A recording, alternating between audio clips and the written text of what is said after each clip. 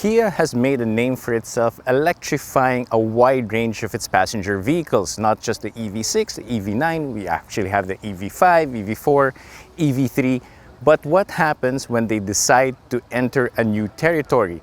That would mean commercial vehicles. Well, they're electrifying them right now with the first ever PV5. I'm Yuli Ang, this is CarGuide.PH, and we're in South Korea to test drive the first ever Kia PV5.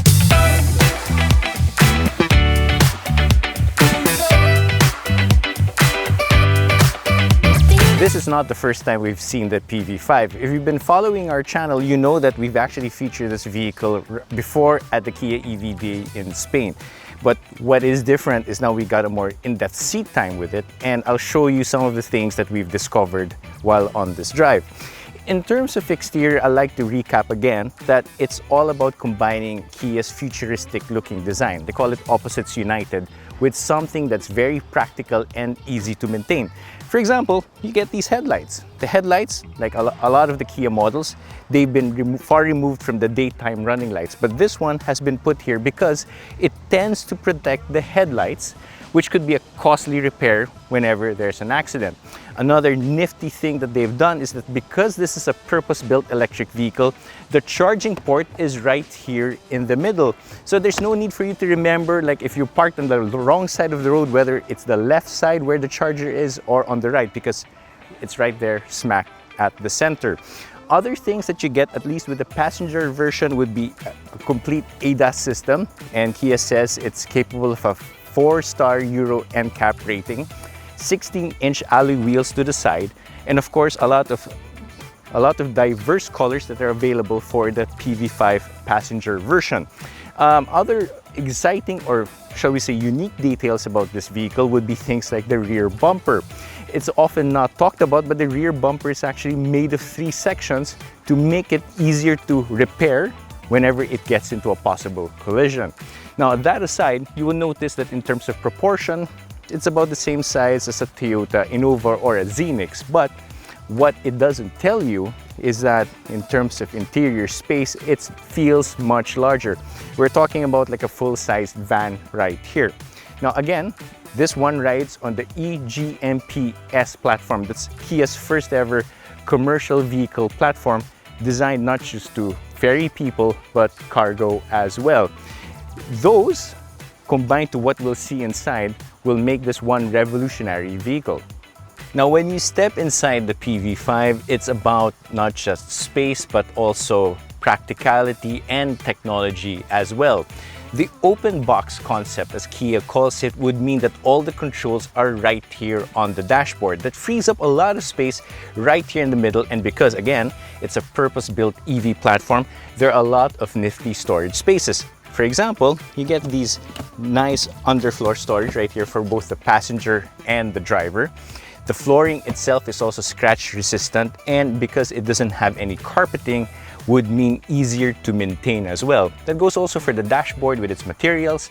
And while the color scheme speaks a premium, more contemporary vibe, it's also about sustainability. There's a lot of recycled materials or earth-friendly materials that are in use right here, fulfilling also Kia's goals to be a more sustainable car manufacturer.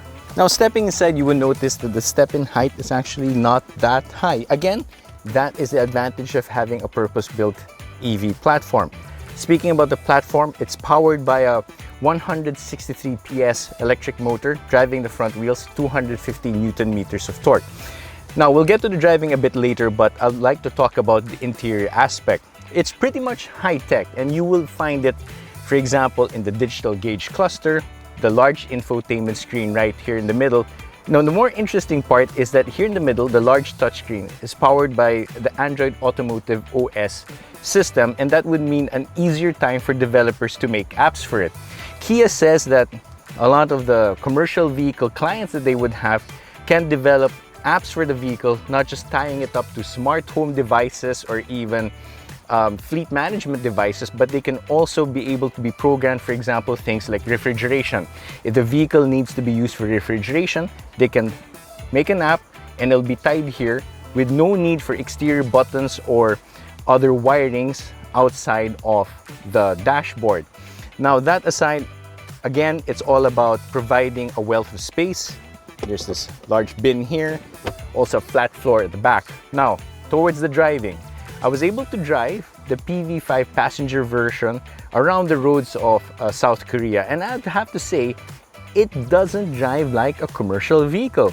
It pretty much drives like a regular passenger vehicle, and that means it handles very well. It's very quiet on the highway, and it's very easy to drive. At times, I would figure I'm driving actually a regular car as opposed to a large 7-seater, up to a 7-seater van. Now, if I have some issues with the car, very minor, the thick pillar right here, it's supposed to create a nice or eliminate blind spots. But in this case, maybe because I sit a bit too high, I find this pillar a bit too obtrusive. Another thing that I probably wish Kia would explain to me more is the height of the side glass. If you would notice, the side glass would actually cut down very low. This is great for visibility, but the problem is this one makes me feel a bit naked while driving, and this would mean that having tint, standard tint, would be beneficial because it gives you that extra layer of security. Now, this is what I'm talking about. When you get to the back seats of the PV5, you will find a wealth of space. This configuration is actually a 5-seater configuration, that's a 2+3, but it's also available in other configurations like a 2+2+3 for a 3-row configuration. Regardless, as you can see, it is tech-filled. You can have the things like the USB ports right here for the passengers. There's even multi-seat back pockets right here. Aircon vents, of course, for the passengers. A V2L system where you can plug in home appliances, perfect for camping. And of course, Kia being Kia, they were able to develop this unique system right here. You'll be able to put a lot of accessories right here, and this is dotting the dashboard. So if you want to put an additional hook, cup holder, or what have you, it is an available option that you can actually get at your local Kia dealer. Well, at least here in South Korea. That aside, the seats themselves, they're reclining, they're adjustable, 60/40 split. And if you need more space, these fold down to create a long loading space. And to top it all off, there's even a power tailgate. So while we got to drive the PV5 passenger car version, they're also showing off the cargo version here as well. The differences in terms of exterior are not that much, but you can, of course, being a cargo version, you can see that the panels on the side are pretty much blanked out. Now, interestingly enough, is that Kia says that the design is all Lego-like, and like the Dane building blocks, it's all about modularization. You're able to change panels, exterior panels like the center, the rear, to even lengthen the vehicle.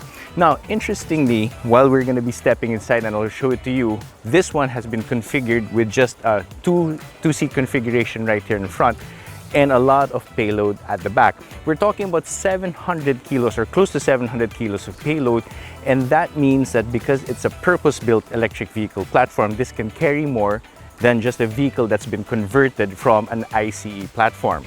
Now, this is what I'm talking about. When regards to becoming a commercial vehicle or cargo vehicle, it's important to make sure you reduce stress for the driver and as well as the people working with the PV5.